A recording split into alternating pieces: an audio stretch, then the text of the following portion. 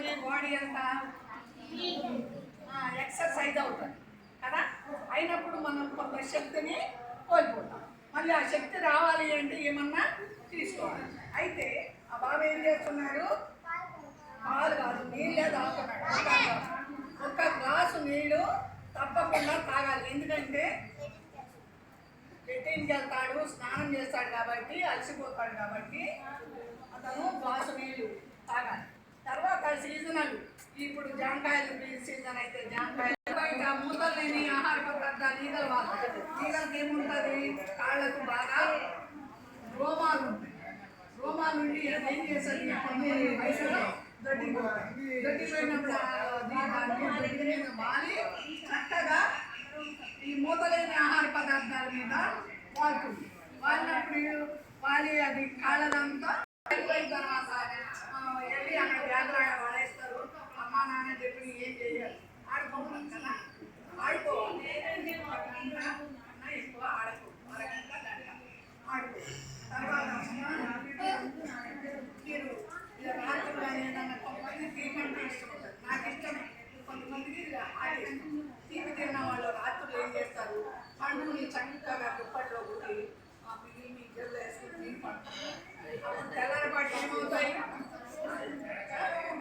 కదా. అందుకోసం అని ఎప్పుడు కూడా నోటిని పండుకునే ముందు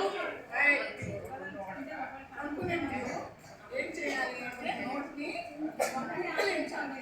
ముక్కలించి అన్నప్పుడు ఆ పళ్ళ సందులో ఇరుక్కున్న ఆహార పదార్థాలన్నీ కూడా బయటికి వచ్చేసి పళ్ళు శుభ్రంగా ఉంటాయి.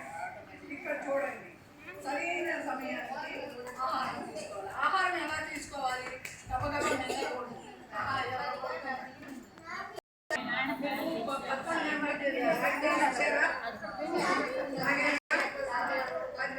మరి 12 గంటలు సన్న పెడతారా, మళ్ళీ 7 గంటల భోజనం సరైన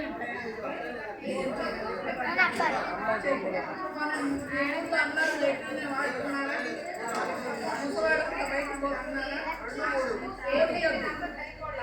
పోతే అక్కడికి మళ్ళీ మనం ఇంటి దాకా వస్తుంది. ఈ దాకా తెలియదు కదా, ఈ తాతదే ఇక్కడ వాళ్ళకే రోగం రావాలని తెలియదు. అందరికీ రోగాన్ని కలగజేసి అందుకోసం అని బయట బయట విసర్జన చేయొద్దని వచ్చింది. ఎక్కడ పడితే అక్కడ ఉమ్ముతారా, అమ్మ కూడా ఎక్కడ పడితే అక్కడ ఎవరు చూస్తలే చూసారు ఏమవుతుంది, బ్యాక్టీరియా అందులో అందరికీ వస్తుంది. ఎక్కడ పడితే అక్కడ పారే నీళ్ళలో ఉయ్యాలి, లేకపోతే దూరంగా చెత్తలో ఉయ్యాలి, ఎండిపోతుంది.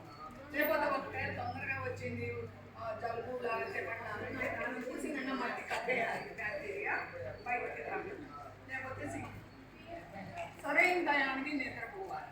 మీరు ఎన్ని గంటలు నిద్రపోవాలి, నమాస్కారం 6 గంటల నుంచి 7 గంటల దాకా భోజనం అది ఇది ఉంటుంది. 7 గంటల తర్వాత 8:30కి మీరు అటు ఇటు మొత్తం మాట్లాడుకుని 8 గంటల నుంచి స్టడీ అవ్వాలి. స్టడీ అవ్వాలంటే మీరు చదువుకోవాలి 9:30 దాకా. 9:30 నుంచి మళ్ళీ నిద్రపోయి ఎప్పుడు లేవాలి, టీవీ ముందు కూర్చునేవాళ్ళు, సెల్ చూసేవాళ్ళు మాని చక్కగా నిద్రపోయిన తర్వాత పొద్దున్న 8 గంటలకు లేవాలి. 5 గంటలకు లేచిన మళ్ళీ స్టడీ అవ్వాలి.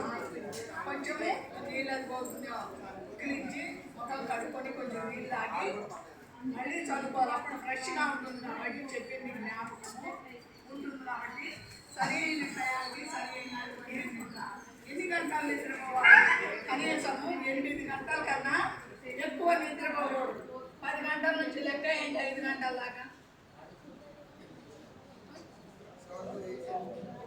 11, 12, 6, 7 గంటల దాకా మీకు 9 గంటలే పడుకుంటున్నారు. నేనేమంతా ఇదే కాదు. 8 గంటల కన్నా ఎక్కువ నిద్రపోయేటప్పుడు వాడికి ఏమీ రాదు, ఆమెకి ఏమీ రాదు. అర్థమైందా? యాక్టివ్ కాదు అని అర్థం. ఎక్కువ నిద్రపోతున్నానంటే ఆ పిల్లలకి చదువు రాదు, తెలియదు అని. అయితే నేను ఇందాక చెప్పాను, దగ్గు తుమ్ము వచ్చినప్పుడు ఏం పెట్టుకోమన్నాను, అలా చెప్ప